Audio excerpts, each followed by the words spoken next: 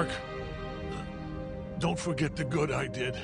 Hello viewers, I am your narrator story master, and today we are talk about Invincible Season 2 Episode 4 recap and ending explained. Will Mark become the next Omni Man? So what are you waiting for? Let's start today's video. Episode 4 of Invincible Season 2 opens at the moment when a teary-eyed and blood-soaked Omni-Man left Earth. He apparently roamed around the galaxy, contemplating the meaning of his existence and everything that he had done on Earth. He was about to launch himself into a black hole because all matter is turned into its subatomic elements in a black hole, which then becomes a singularity, and that seemed like the only way to kill a Viltrumite. But that was when Nolan noticed a Thraxan ship being pulled into that black hole. So, he postponed his plans to kill himself and chose to save the ship and return it to its home planet. He was about to leave, but that was when the Thraxans urged him to stay so that they could thank him for his superheroic act. In the present day, Mark nearly starts a fight with Nolan but then goes in for a hug because he has missed him, apparently. As soon as Nolan starts to talk, Mark remembers everything that he has done on Earth and how he has betrayed his own son and wife. He realizes that Nolan has lied to him yet again in order to bring him to Thraxa. So, he proceeds to leave the planet without listening to what Nolan has to say. Nolan pursues Mark and he tells him that even though he lied about the reason why the Thraxans are in danger, it's true that the Thraxans are facing extermination. Since Mark is a compassionate individual, he agrees to hear him out. That's when Nolan reveals that he has actually gotten married to a Thraxan named Andressa and they have a son. Mark is understandably disgusted by this because Nolan didn't offer any sense of closure to him and Debbie, and he's now on a different planet, forming another family. What makes it worse is that Nolan calmly explains that it's a thing that just happened and now Thraxa is in grave danger because of that. Apparently, Viltrumites have this whole rule where they can crossbreed with species that are equal to them. If they breed with a species that's deemed inferior to the Viltrumites, then they'll be killed. Nolan has broken this rule by marrying a Thraxan, and that means the incoming Viltrumites are going to commit genocide. Nolan knows that he won't be able to fight off the Viltrumites, and that's why he needs Mark's help. To be honest, this all feels pretty weird. I don't think Nolan is capable of feeling for another race, and it just seems like an elaborate ruse to reforge the bond between Nolan and Mark because adversities bring people together, and yes, Nolan is probably diabolical enough to do that. Back on Earth, a depressed Debbie nearly kills herself as she is unable to comprehend the life she has been plunged into because of a genocidal alien. Donald shows up at Debbie's house.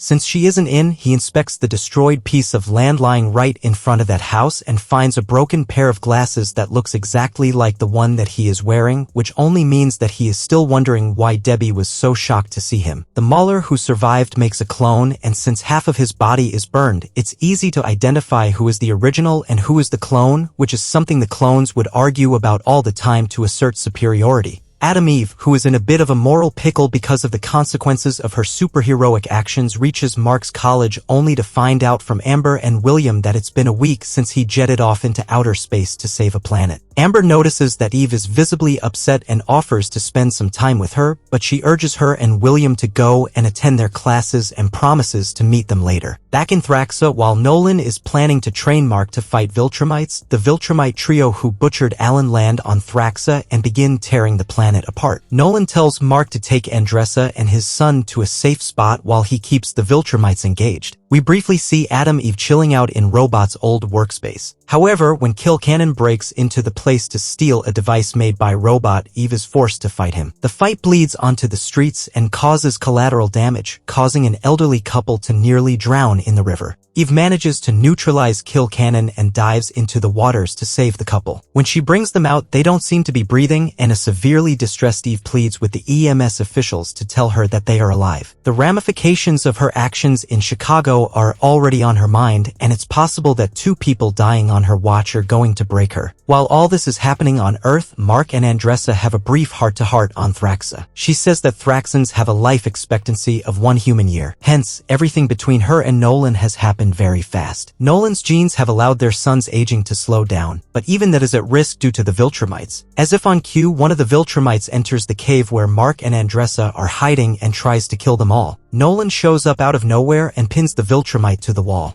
He tells Mark that there are 2 more out there and they've to kill them before everything is finished. When the father-son duo gets to them, though, they find out that the Viltrumites have eradicated all the Thraxans except for Andressa and her son. Debbie goes through old family photos, and that's when Art shows up to check how she is doing. As she starts talking, she brings up the topic of nurturing Mark in Nolan's absence because he is always away doing superhero stuff. Art uses that to make Debbie realize that she has never really needed Nolan to get through life. Debbie has always been on her own, and she has done a good job of looking after Mark. In addition to that, Art says that Nolan has had it easy because of his superpowers, while Debbie has overcome the hurdles of life without any superpowers, and according to Art, the latter is much more inspirational than the former. This prompts Debbie to confront Cecil and tell him that she doesn't need the money that she was getting as compensation for what Nolan had done. She thinks that it's Cecil's way of having a hold on the Graysons and keeping Mark under his thumb. Debbie wants to be free of that burden, and she compels Cecil to stay away from her and Mark. Donald goes to the archives room to check out the footage from the house in front of the Grayson household, and he sees himself getting killed by Omni Man. This understandably shocks him to the core, and he immediately rushes to the washroom to cut open his hand and check if he is actually human. He does draw blood, but he notices that the tip of the knife is bent, which means that his skeleton or his skin isn't organic. In a world full of superheroes, having an android employee isn't particularly surprising. What is surprising is that Cecil didn't reveal it to Donald. What would have happened if Donald knew that he wasn't actually human? Was the original Donald someone close to Cecil? Was Donald his son, and that's why he wants to maintain the illusion that his son is still alive? Well, we have to wait until 2024 to get the answers to those questions. In Thragg, Nolan and Mark take on the two Viltrumites in one of the most impactful fight scenes I have seen in this show. The way the whole thing is edited shows the visceral nature of the brawl.